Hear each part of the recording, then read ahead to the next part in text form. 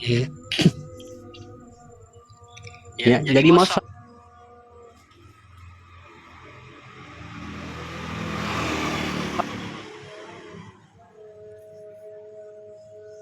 mahkotamu manusia. Ya, letakkan mahkotamu. Ya, selama mungkin kamu merasa selama ini kamu memiliki dunia, selama kamu ini merasa memiliki tubuh, nah, letakkan, serahkan kepada dia.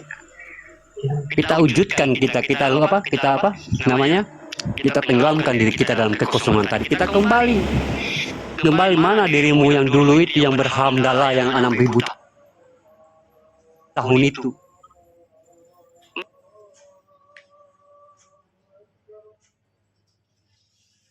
Mana?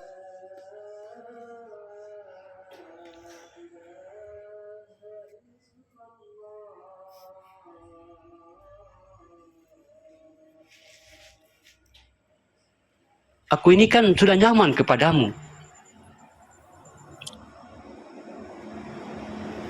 Kapan kamu pulang Jawa? Nah, tapi ini pilihan. Makung tes. Gagal. Ku katanya. Tes. Kalau terima.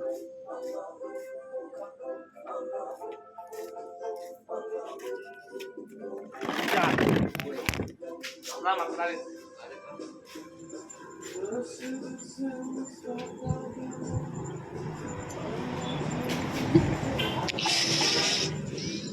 Jadi cukup jelas sahabat beriman ya.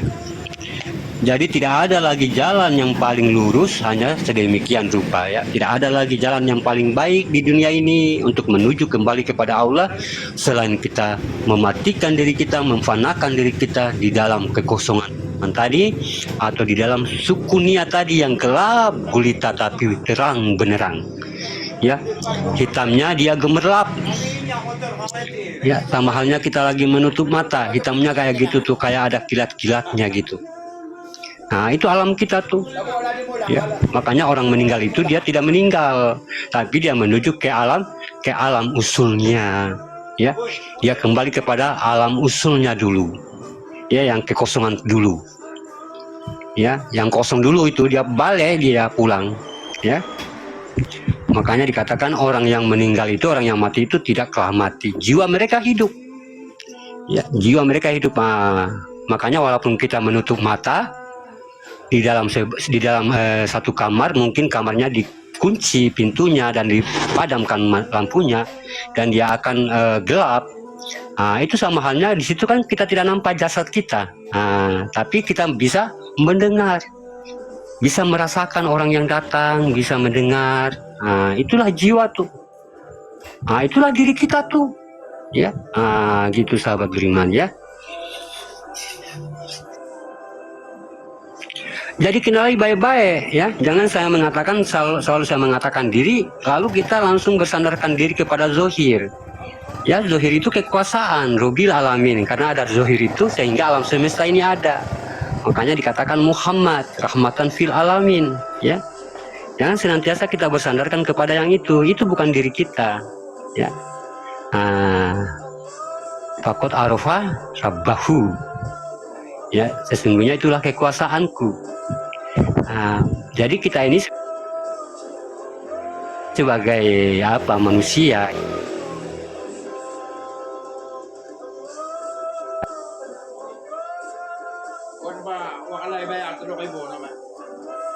Coba apa? Tulung-tulung.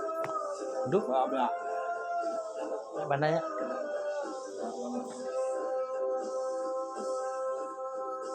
Itu memantau saya.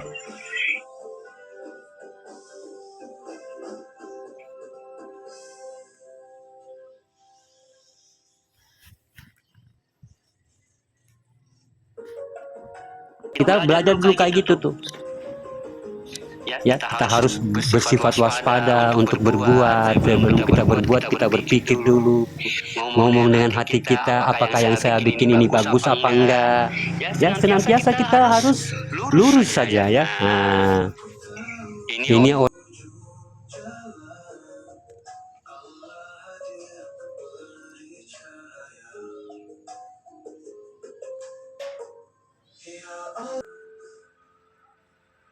Artinya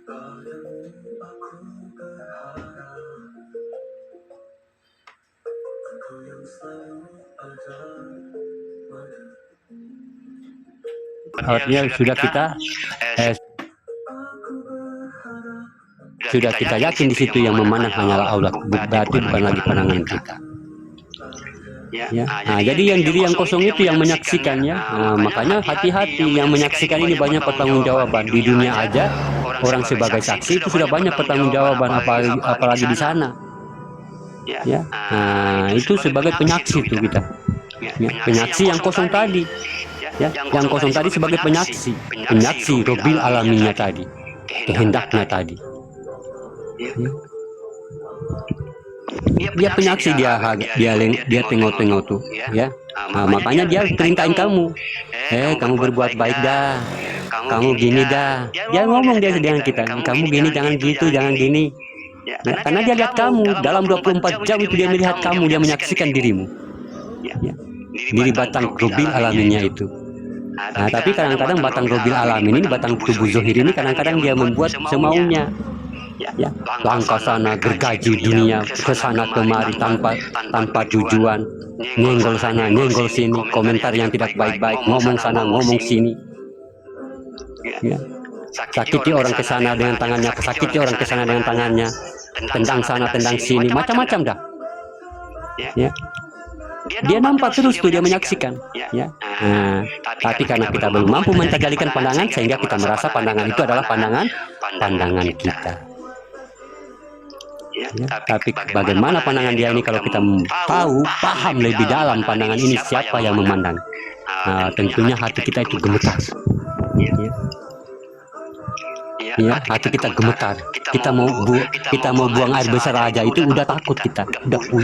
Kita mau buang air besar itu udah ada adab. Sudah punya adab. Malu kita. Yang malu kepada siapa? Malu yang memandang. Buang air kecil sudah ada adab. Malu kepada siapa? Malu yang memandang. Ya. Ngomongin orang sembarang-sembarang, takut kita malu. Malu sama siapa? Malu yang memandang. Dia senantiasa yang memandang, tidak menyaksikan. Makanya dipanggillah dia. Hai tangan, sini kamu. Tapi ada saksinya nih. Ya, pandangan tadi basar. Tangan, kamu tadi kemarin berbuat baik enggak? Iya, berbuat baik. Bagaimana pandangan? Ya, bagaimana yang kosong itu, yang sukun, yang jadi saksi? Bagaimana, betul enggak itu zohir begitu? Tidak betul. Nah, jadi kita itu tidak bisa berbuat apa-apa. Ya. Tidak ada daya dan upaya. Yang tidak ada daya dan upaya itu keakuan. Ya, yang sifat kemanusiaan tadi, yang sifat kepemilikan tadi. Itu yang kita tiadakan, yang tiada daya dan upaya. Makanya kita mengosongkan diri kita itu menuju kepada fanafila itu, sampai ke bakobilanya Allah itu bukan berarti kita itu harus tidak sadar atau bagaimana gitu ya, tidak bergaya begitu, tidak kerja, ya, tidak mau ibadah, bukan begitu. Yang ditunjukkan adalah keakuan diri. Ya. Makanya yang dikatakan dalam Al-Quran itu menjauhi segala larangannya, ya, mematuhi segala perintahnya, itu yang dia maksud. Karena dia kan Tuhan ini. Berarti Tuhan perintahnya dalam segi ibadah. Kalau perintahnya manusia dalam segi amalia, itu perintah makhluk, dia amalia potensinya. Tapi kalau dalam perintah Allah itulah semua segi ibadah. Nah, kalau dia mengatakan jauhilah perintahnya, ya, dan patuhilah, jauhilah apa yang dilarang dan patuhi perintahnya. Yang dimaksud itu ibadah. Yang ini tadi itu, jauhi keakuan dirimu, patuhi perintahnya, patuhi kehendaknya, apa yang berkuasa di atas dirimu. Kalau yang perintah yang kamu jangan berbuat zina, kamu jangan minum-minum, itu amalia. Itu perbuatan amalia, itu perintah amalia. Makanya perintah di dalam segi Al-Quran itu semua perintah ibadah. Itu Al-Quran. Ya, kamu sesungguhnya, ya, jangan kamu memasuki masjid dalam keadaan mabuk. Itu perintah ibadah, bukan mabuk orang mabuk. Kenapa kamu mengkait-kaitkan dengan alam? Ya, itu sebenarnya dia menyinggung dirimu bahwa sesungguhnya kamu sholat itu harus kamu paham apa yang kamu bacakan, kamu paham apa yang kamu gerakan, kamu paham apa yang kamu katakan di dalam sholat itu. Jangan seperti orang mabuk yang ngawur-ngawur aja. Orang ruku kamu ikut ruku, orang duduk kamu ikut duduk. Akhirnya di situ terjadi yoga, yang sehat cuma badan. Ruhani tetap miskin, tetap sakit hati. Apa kata ruhani? Ini manusia ya. Katanya ruhani ya. Ini manusia, dia tidak menghargai saya sekali. Padahal saya menghidupkan dirinya. Saya yang menghidupkan dirinya, saya membuat gerak pada dirinya. Dia nggak menghargai saya, dia nggak mengenal saya apa-apaan ini manusia ini. Nah, makanya azab itu nyata saat sakaratul maut. Ya, lebih kejam dari 7.000 pedang menusuk dada manusia.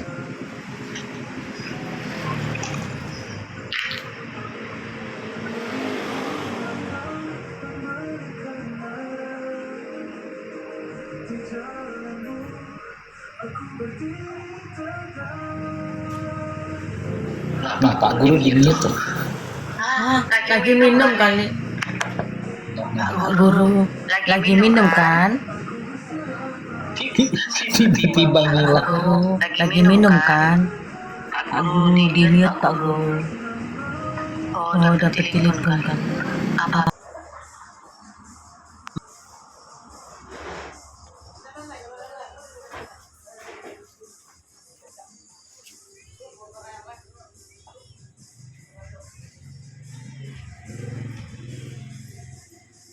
Ruhani tadi ya, ruhani yang tidak dihiraukan ya. Saya kiaskan tentang ruhani. Nah, ini yang punya rumah ini kan ruhani ya. Tiba-tiba kita itu yang numpang hidup di atas tubuhnya Allah. Nah, ini kita sesukanya kita ya. Nah, itu sama halnya kayak gitu tuh kita hidup di atas kenikmatan Allah ya. Kita hidup dalam kebahagiaan Allah, kita hidup dalam berlimpahan hartanya Allah. Tapi kita lupa pemilik dari segala semua itu.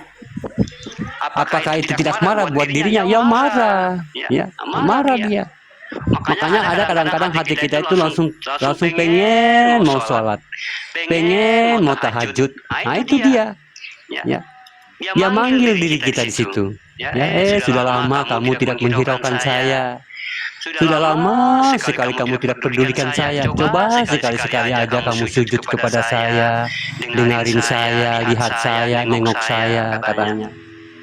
Nah, itu isyarah bagi dirinya. Makanya ada isyarah A-I-U. Ya, bagaimana zat Muhammad tentang Adam itu. Kadang-kadang kita mau pengen bertasbih, ada juga kadang-kadang kita mau pengen berilmu. Karena apa kamu pengen berilmu? Pengen kembali kepada Allah, kangen saya kepada Allah. Itu dia semua. Ya. Tapi karena kita sudah tebal, artinya lampu lentera yang ada di dalam dada manusia tadi, yang tadinya terang benerang, yang hampir dia mampu menerangkan sebagian alam semesta, yang minyaknya dari minyak zaitun, itu sudah keruh dia, sudah ditutupi, mulai ditutupi oleh debu-debu keakuan diri kita. Lama-lama cahaya ini nggak nampak dia. Nah, makanya walaupun dia sudah berkata di dalam diri kita, itu kita nggak lagi hiraukan, kita udah nggak lagi merasa peka. Makanya muncullah penyesalan di belakang hari. Ya, tadi kita berbuat, udah kasih tahu jangan, itu dosa, berbuat pula. Nah, karena apa? Sudah saking tebalnya keakuan diri manusia, sehingga kata hatinya itu udah nggak diperdulikan. Nah, dia coba, dia lakuin, nah, masuk sel, menyesal dah. Ada bini, ada anak di rumah, kita masuk sel. Karena apa? Sesuatu yang dia lakukan tanpa dia memikirkan terdahulu, atau dia memikirkan di dalam dirinya, dalam hatinya itu. Itu ada yang ngomongin sebenarnya, tapi karena keakuan diri kita sudah menebal, sehingga kita lagi tidak menghiraukan apa kata itu. Jaipul transfer mikelnya. Ya, makanya gelapnya itu iman. Ya, nah itu yang dikatakan orang-orang yang gelap imannya, yang dangkal-dangkal imannya. Ya, karena apa? Sudah ditutupi tadi, ya, lentera tadi, oleh keakuan dirinya. Nah, makanya orang-orang yang cepat terobsesi atau berbuat sedemikian orang-orang yang dangkal imannya. Yang orang-orang yang di dalam dadanya itu sudah gelap. Yang ini yang dikatakan orang yang penyakit batin. Batin artinya batinnya itu sudah sakit. Dia udah penyakitan batinnya.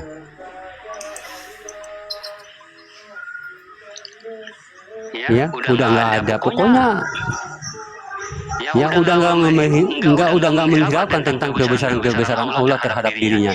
Dia tidak lagi bagaimana cara bersyukur dengan pandangan, bagaimana cara bersyukur dengan nafas. Pokoknya udah nggak tahu, udah nggak berterima kasih. Orang-orang udah artinya nggak ada tahu terima kasih. Nah, itulah mereka yang artinya dikatakan bangkai yang berjalan. Bangkai yang berjalan di atas dunia, yang hidup di atas kenikmatan dunianya Allah. Numpang hidup, belagak pula dia tuh. Ya. So, sombong lagi, merasa kuat, ya. Merasa memiliki, sombong banget kita ini. Makanya kita itu paling sombong. Ya, keakuan diri itu paling sombong. Makanya manusia kalau hanya duduk di sebatas tentang pemahaman zohirnya, itu kebanyakan mereka itu sombong. Ya. Kenapa? Zohir dengan batin itu nggak nyambung. Ya, keakuan itu dengan yang Tuhan itu nggak nyambung. Makhluk dengan yang Maha Suci nggak nyambung. Makanya kalau ke makom kita hanya di zohir, itu kadang-kadang pembawaan kita cuma sombong doang, sombong gitu.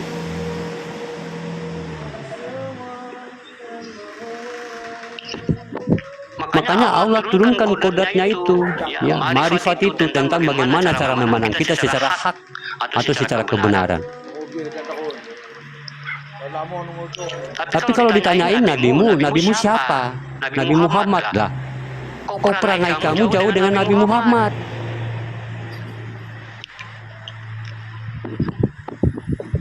Tuhanmu siapa? Tuhan saya Allah lah. Bukankah Allah itu Maha Suci, Maha Penyayang? Kok perangaimu beda? Lalu siapa? Nabi siapa yang kamu katakan Nabi? Lalu Tuhan siapa yang kamu katakan Tuhanmu? Kalau perangai kamu begitu, berarti dia bernabikan selain bukan Nabimu Muhammad, dan dia bertuhankan selain bukan Tuhan yang bernama Allah. Makanya kemurnian Islam itu yang sebenarnya Islam itu, sahabat beriman, ya, itu diri. Islam itu diri, agama diri. Islam itu diri, alif, sin, dan lam. Itu diri kita tuh. Nah, itu yang dikatakan diri, yang memiliki kesadaran sejati. Makanya di zaman Rasulullah itu terkagum-kagum dengan Islam ini, karena saking akhlaknya bagus, ketakwaannya bagus, imannya luar biasa.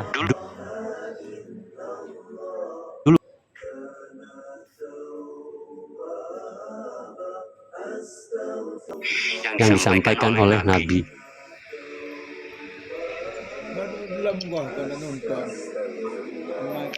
Kenapa? Karena kita hanya sebatas duduk di makom zohir, makom amalia.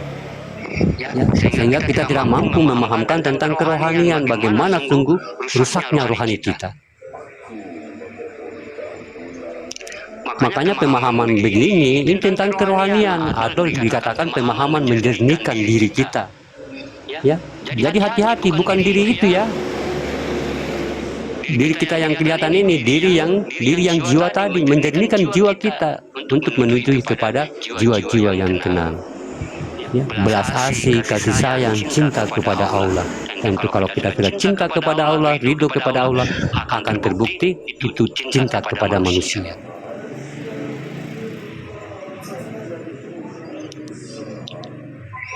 Ya, jadi jangan kamu merasa kamu abadi ya. Nah, makanya kalau kita merugi satu hari, kalau kita merasa rugi, sahabat beriman dalam diri kita ini, itu kerugian itu akan mengikut terus sampai seumur hidup kita. Ini bukan soal dagang, ya, ini bukan soal kasino perjudian. Kerugian Tuhan dengan kerugian manusia beda, kerugian dagang itu beda. Kalau kita sudah merasa rugi, contohnya kita bertuhankan Allah dengan nama.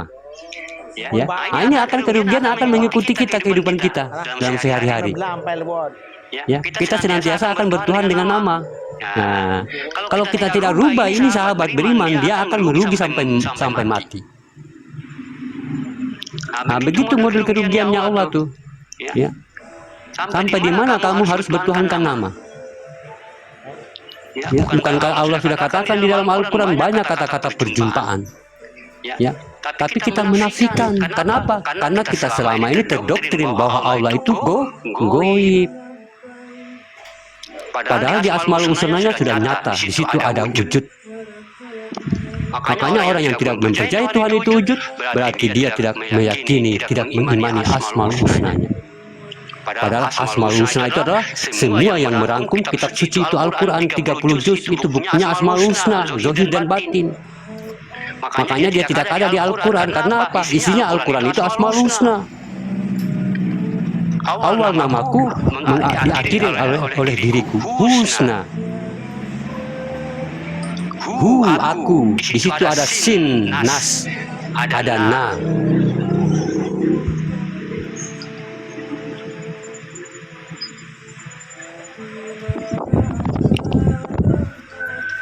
Masya Allah sahabat beriman. Bukan manusia melihat Tuhan, bukan kita belajar menjadi Tuhan, tapi bagaimana sesungguhnya kita itu, kita melemahkan diri kita, artinya kita membutakan diri kita, bagaimana ternyata tidak ini kita mentulikan, tidak tahu apa-apa, hanyalah Tuhan yang hidup semua itu. Bukan berarti lagi Tuhan itu banyak. Ya, makanya kalau orang yang tidak mampu menyerapi pemahaman ini, dia nanti akan gagal paham. Ya, nanti bilangnya dia ngaku-ngaku Tuhan. Makanya pemahaman itu tidak bisa kita mampirkan di akal. Ya, makanya kadang-kadang Tuhan itu sekali-sekali dia menggegerkan otak manusia, sekali-sekali dia menggegerkan akal manusia. Ya, ya. Makanya dalam Al-Quran tadi saya dapat kamu bingung katanya. Saya mendapati kamu lagi bingung. Kamu ngapain bingung dengan pemahaman saya? Kamu ngapain bingung dengan kebesaran saya? Karena kita menempatkan kebesaran Allah itu di akal kita. Akal ini makhluk. Ya, kita masih merasa memiliki akal itu. Nah, kalau akal ini sudah dimiliki oleh Allah, tentunya tidak akan kita bertanya-tanya tentang kebesaran Allah, maupun di dunia, maupun dalam pemahamannya, maupun dalam dalilnya, maupun dalam ilmunya tuh. Ya, karena ilmunya dari Tuhan, yang namanya ilmu dari Tuhan itu tidak akan pernah bertentangan dengan di dalam, artinya tidak akan bertentangan di dalam diri manusia. Yang bertentangan di dalam diri manusia itu Tuhan di sana, aku di sini tuh. Itu bertentangan tuh. Kamu mengimani setan di luar dirimu, itu bertentangan. Kamu mengimani dirimu jin di luar dari dirimu. Kamu baca jin di Al-Quran, minal jinati, kamu imani di luar. Oh, jin-jin sana ya, itu bertentangan, itu sekutu dengan dirimu.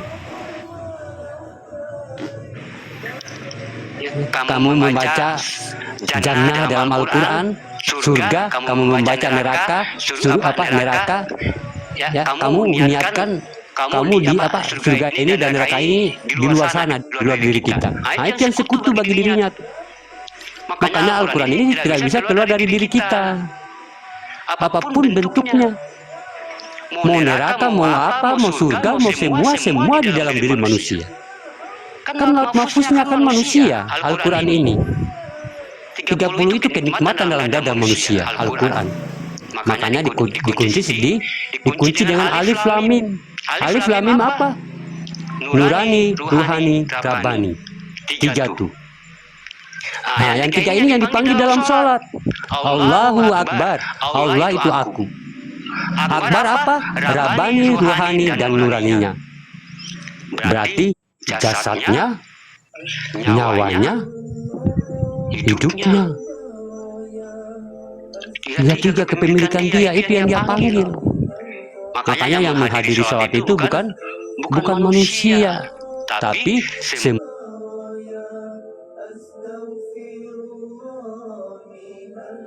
nggak ada, hanya Allah semata.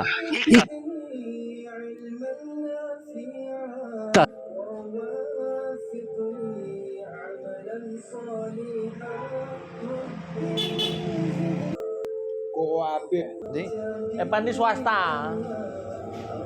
Di pemerintah. Kayak keterima langsung PNS. Alami. Ini kan dunia sifat nyata. Kalau dunia sifat nyata berarti surga, neraka, jin, iblis semuanya nyata. Makanya dia zahirkan dirinya tuh untuk sifat nyata bagi dirinya. Kalau tidak nyata, mending kita itu tidak usah kelihatan semuanya dah. Yang awal-awal dulu kita itu yang nggak kelihatan tuh. Mejong di saya sando. Berarti alamnya juga tidakkah? Tidak ada, tapi alam kita ini ada, alam kita ini nyata. Berarti kita harus nyatakan. Ngomong yang secara akal sehat. Bicara yang tidak keluar dari diri kita, yang tidak bertentangan dengan diri kita. Ya.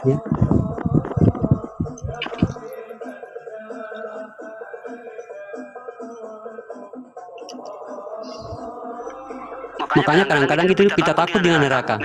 Kenapa harus takut kepada neraka? Neraka itu kan makhluk. Seharusnya dia tunduk kepada, seharusnya neraka itu harus tunduk kepada kaki saya. Makanya orang yang takut kepada neraka itu, masya Allah, luar biasa. Kenapa tidak takut kepada Allah? Ya. Seharusnya neraka itu tunduk mencium ujung kaki saya ini. Saya yang menciptakan neraka, kok kenapa harus saya mau tunduk kepada dia? Dia alam.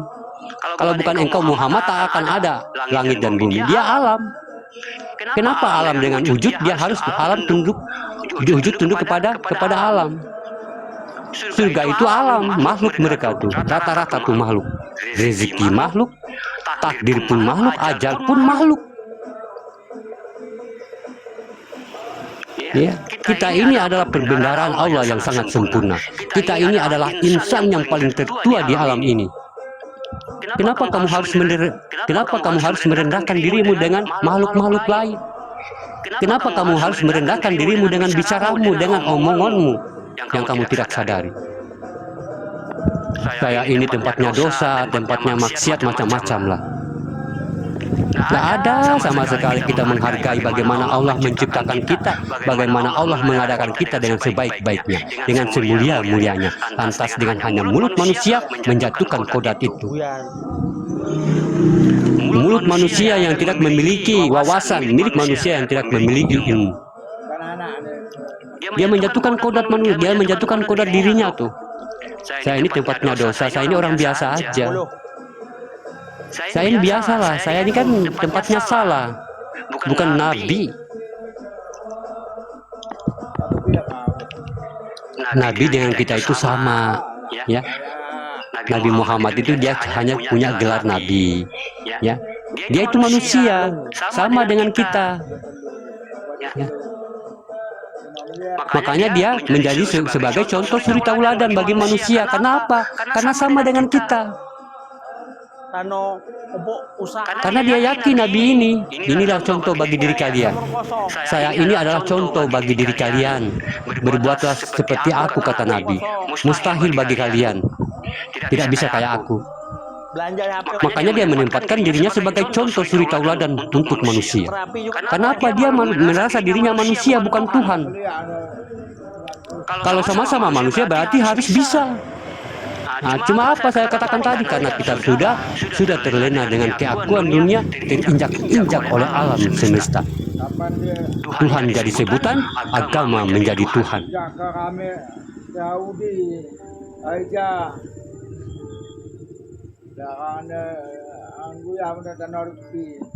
Makanya kalau ada yang mengatakan wajar toh saya bukan nabi, itu pembodohan itu, ya.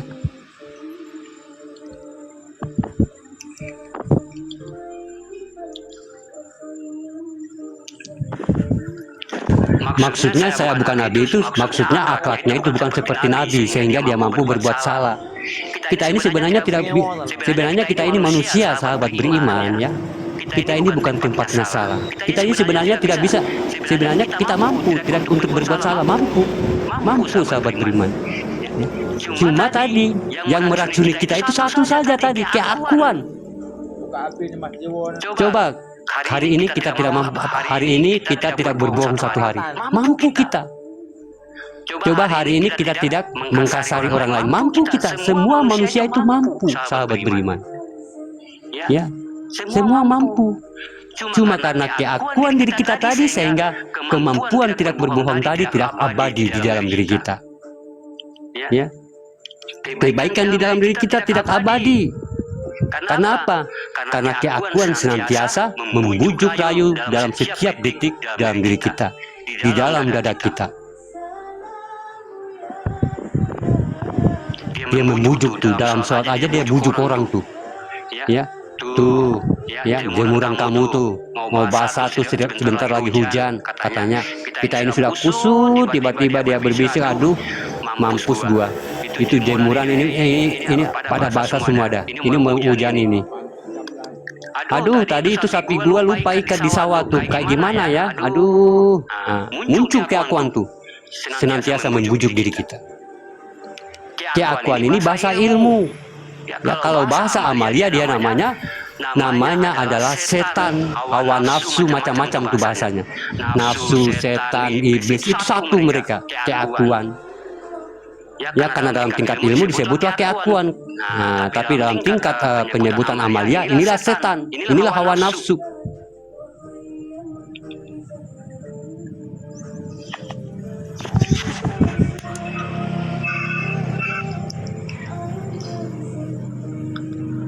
Susah tuh, susah untuk kita melepaskan keakuan. Nah, itulah dengan cara melepaskan itulah, ya, dengan kesakitan, mungkin rasa sakit, ya. Ini gatal banget, tenggorokan pengen, gemas, mau ngatain orang, ya, gatal dia, ya. Nah, kita lawan, sahabat beriman, lawan. Nah, dengan kesakitan menahan keakuan itulah, sahabat beriman, dengan hari demi hari kita menggugurkan dosa-dosa kita itu, kita melawan keakuan ini, ya, nafsu itu kita lawan, sahabat beriman, ya, untuk menjadi diri kita yang lebih benar-benar diri kita. Ya, kita belajar dulu di situ. Ya, jangan dulu kita belajar dari basarnya tadi, dari pandangan. Kalau kita belum mampu mentajalikan pandangan, ya, seakan-akan kita belajar dulu itu dari tahap awal, mematikan keakuan tadi. Ya, nah, seakan-akan di situ Allah itu memandang kita, mengawasi kita. Nah, takut atas gerakannya, takut dengan kehendaknya ini. Seakan-akan Allah itu senantiasa melihat kita. Ya, coba kita munculkan rasa takut di dalam diri kita sedikit, Kam. Apakah mentang-mentang Allah itu tidak dilihat engkau, sehingga engkau itu tidak merasa takut? Ya, mentang-mentang Tuhan kita itu tidak bisa dilihat, lantas kamu seenaknya tidak merasa takut begitu? Makanya manusia, sifat manusia itu kecuali dinampakkan neraka di dunia ini yang nyata itu, baru tobat mereka. Itu sifat manusia yang mutlak tuh.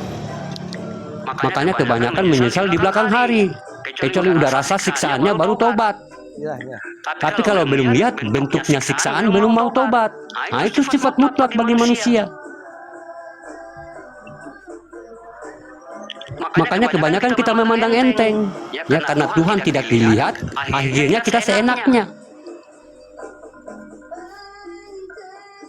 Karena Allah saking baiknya, buat dosa aja lah, ya. Allah juga Maha Pemurah kok.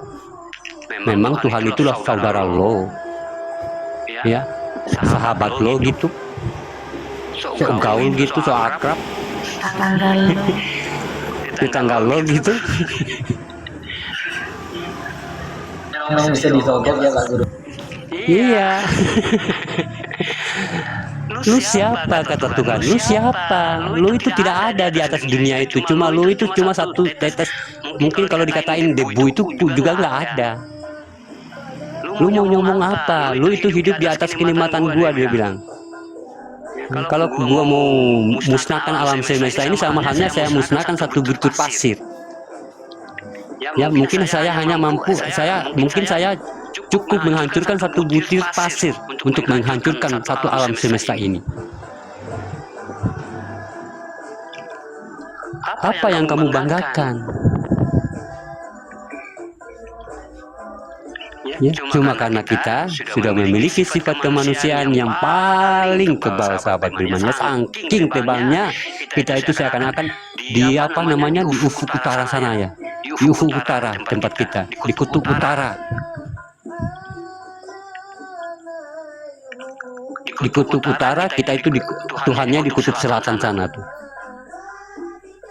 Saking jauhnya kita terlempar. Jadi tidak ada kata-kata ya sadar sekarang. Ya, nggak usah lagi besoknya itu kerugian kita manusia. Makanya pemahaman ini untuk sadar sekarang, lakukan sekarang, hidupkan Tuhan itu di dalam diri kita.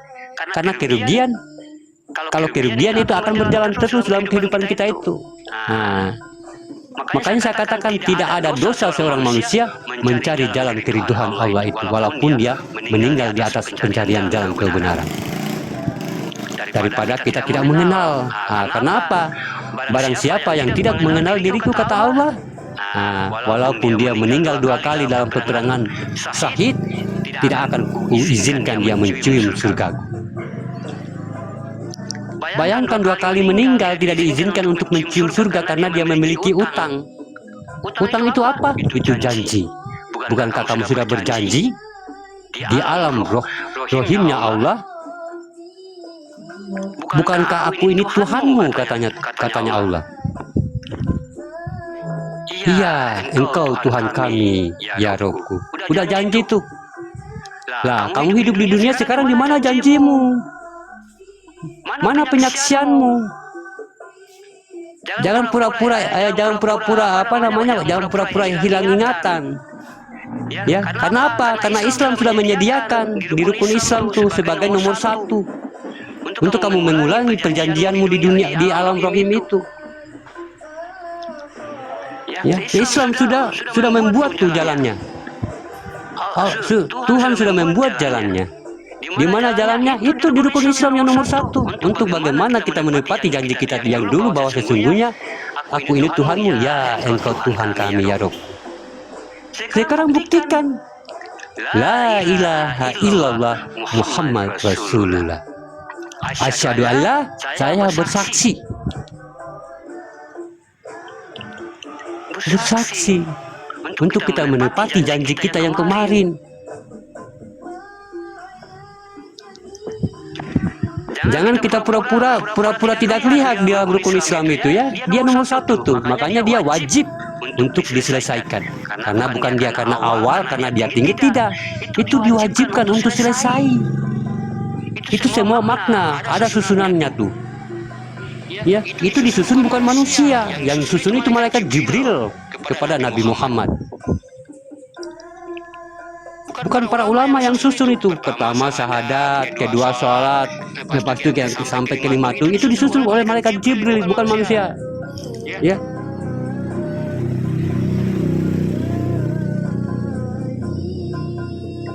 Nah, apa maksud Tuhan susun begitu? Kamu kenal dulu Tuhan, baru kamu turun di nomor 2. Jangan sampai kamu nomor 2 ini kamu lakukan duluan, jangan sampai kamu tidak menyembah yang nomor 1 ini.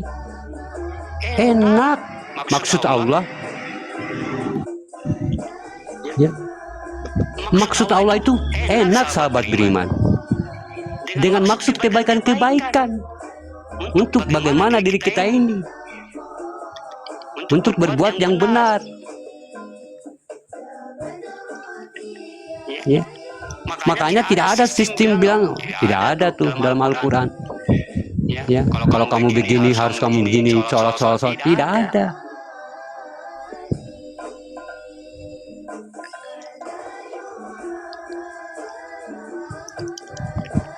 Ya. Jadi bukan satu alasan. Ya, nanti kamu di sana tuh ditanya, lah kenapa tidak mengenal saya? Kan tidak ada himbauannya. Lah, itu bukan satu alasan. Karena apa? Karena Tuhan sudah meletakkan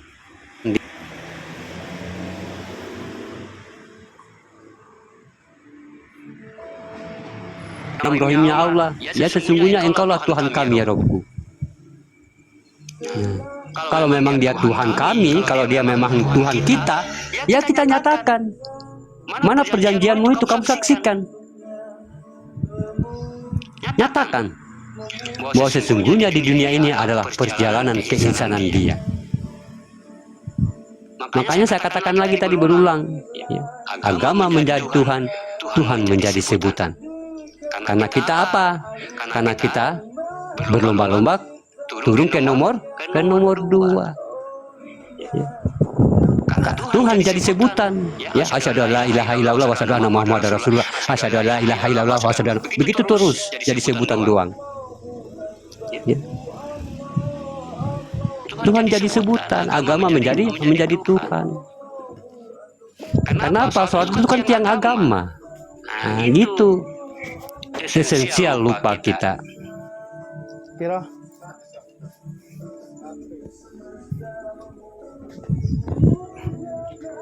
Jadi masya Allah,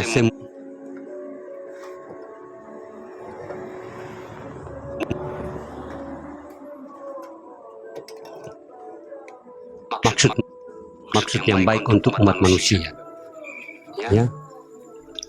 Allah itu bukan cuma cukup Tuhannya umat Islam. Ya, itu Tuhan seluruh manusia di alam semesta ini. Nah, begitulah cara kita memandang kepada manusia yang berbeda agama. Ya, memandang dengan cinta, memandang dengan kasih sayang. Karena apa? Allah ini kepemilikan semua. Dan Allah ini artinya di alam semesta ini hanya kepemilikan Allah semata. Ini kelingkan ya? Jangan kita mandang agama, kita mandang bagaimana di dalam dirinya ada penzohiran, ada kolbu, ada yang hidup di dalam dirinya.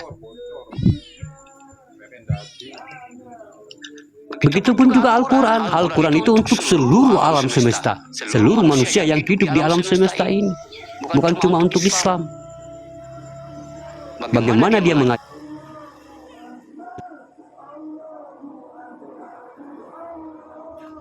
Nah, karena apa? Karena agama sudah jadi Tuhan. Kamu beda, saya beda. Kamu kafir, saya tidak kafir. Ya. Nah, inilah yang dikatakan kesadaran mutlak, sahabat berimannya. Ini yang dimaksud oleh Nabi kita. Ini yang dimaksud oleh Nabi kita. Ini yang dimaksud oleh Al-Quran. Ini yang dimaksud oleh Allah.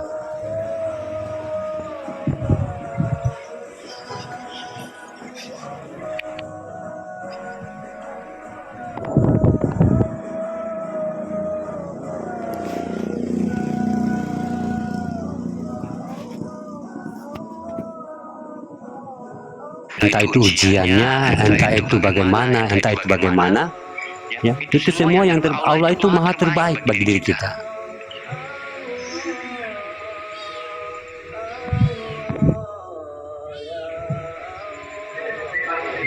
Makanya dikatakan di dalam Al-Quran, ya, sesungguhnya yang masa-masa dahulu, ya, itu tidak penting bagi dirimu, ya, mungkin tidak penting bagi dirimu. Yang penting itu masa akan datang. Maksudnya Allah di situ, yang mungkin yang dulu-dulu itu yang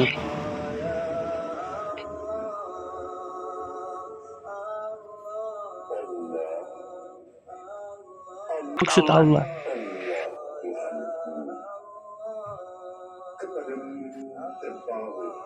Tapi bagaimana kita memandang ke depan, sahabat beriman, sebagai pemula hidup kita yang baru, ya, bagaimana pemula hidup kita memiliki yang benar, pemula kehidupan kita yang bertuhan, pemula kehidupan kita yang mulia, yang beriman dengan cara-cara Tuhan itu tersebut.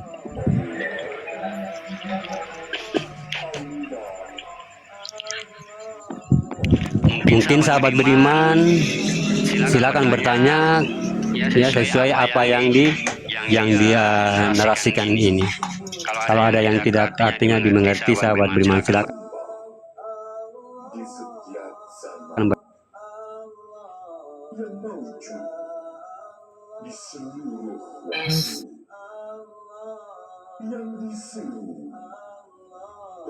Keutamaan zikir lagi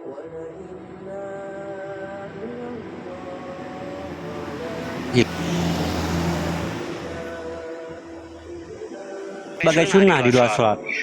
Tapi kenapa salawat itu dia diwajibkan dalam ibadah?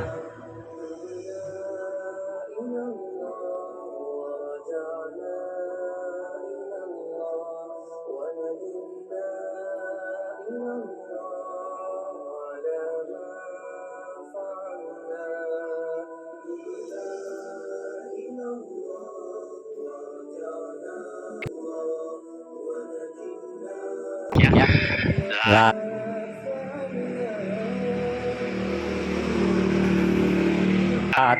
Nah, la ilaha kita sebut zat tuh. Ha itu zat.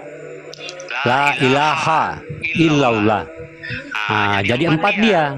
Karena ada alam di situ, ada zat. Ya. Nah, jadi saya katakan ya, nah, ada zat di situ. Ini alam. Alam bagi diri kita. Nah, tapi kalau untuk masuk ke dalam diri kita, nah itulah ilah Allah. Ya, la ilah Allah. Itu potensinya sama dengan salawat, ya. Nah, sama dengan salawat. Ya, sesungguhnya aku Allah, ya, dan Muhammad itu aku juga. Sama tuh.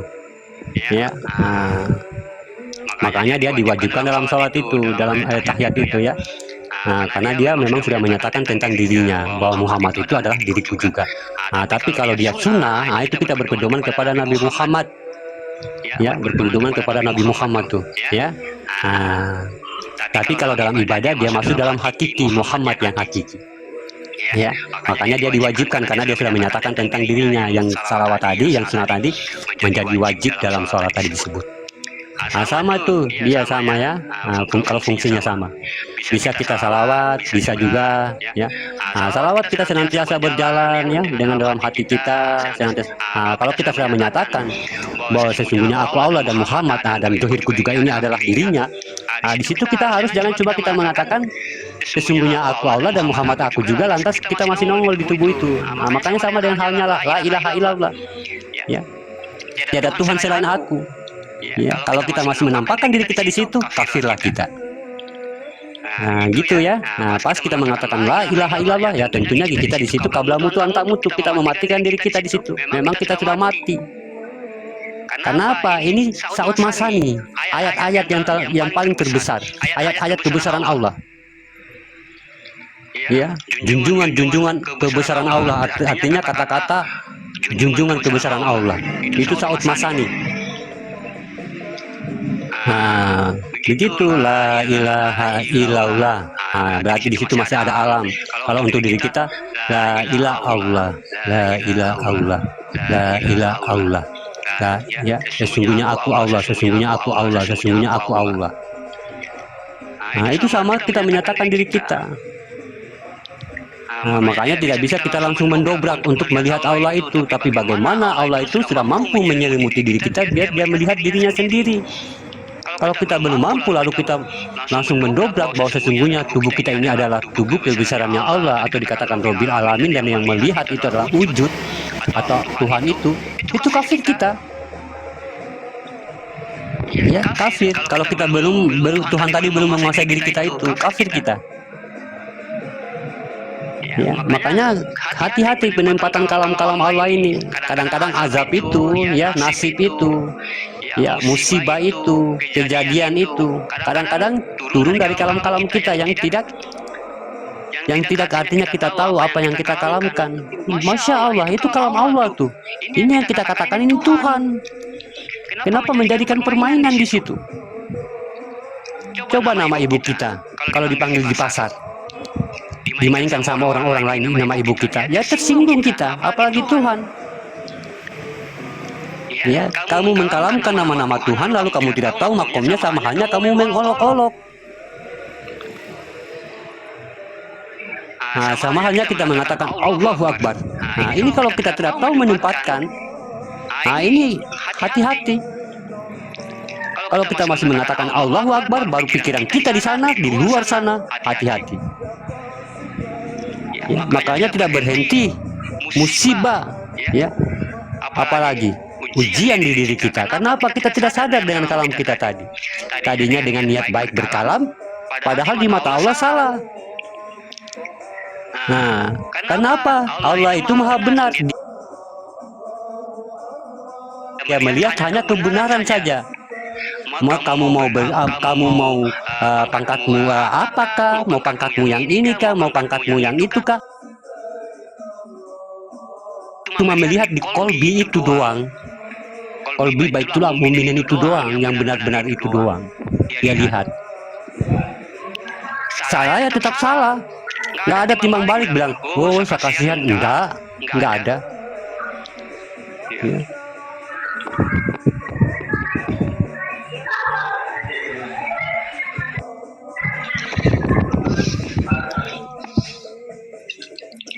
Nah, jadi begitu sahabat berimannya dengan zikir la ilaha illallah. Ya. Makanya kalau kita mau berzikir la ilaha illallah itu kita lakukan, sahabat berimannya, kita lakukan sampai kita merasa tidak ada diri kita yang duduk di situ. Ya, kita tenggelamkan keakuan ini.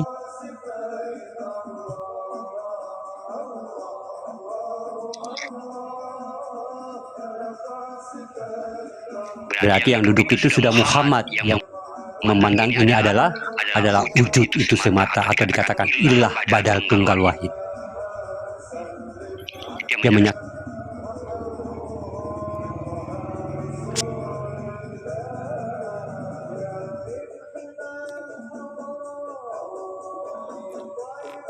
malam 3 malam.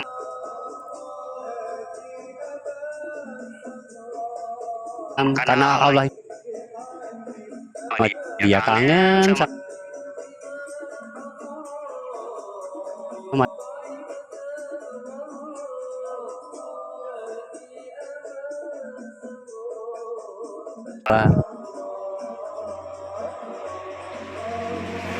dia juga tidak akan pernah membukakan rahasia-rahasia dirinya juga kepada kita. Ya, makanya kita berjalan itu sambil dengan cinta, ya. Nah, dengan cinta, dengan tulus, dengan ikhlas. Begitupun juga kita sholat dengan cinta, ikhlas, dan tulus. Nah, Allah itu cuma butuh cinta, butuh kasih sayang, ya, rasa. Bagaimana kita berhubungan, bagaimana kita merasakan, bagaimana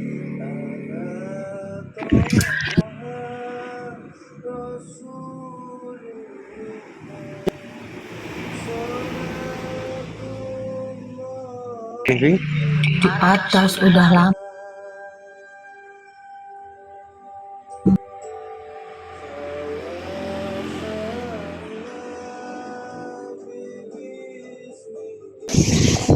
Tidak ada di Quran. ya, tidak bisa kita.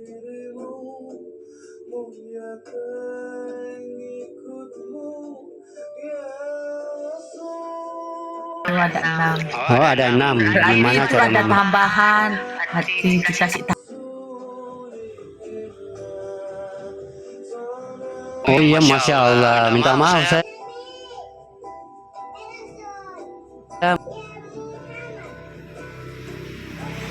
Ya. Tentang kelebihan manusia.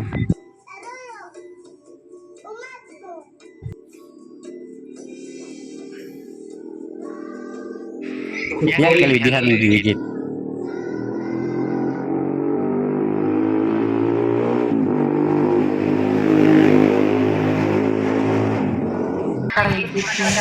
Masya Allah. Nggak boleh.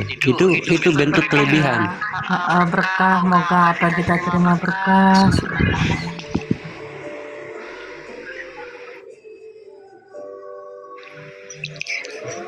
Makanya kita itu tidak bisa kita nah,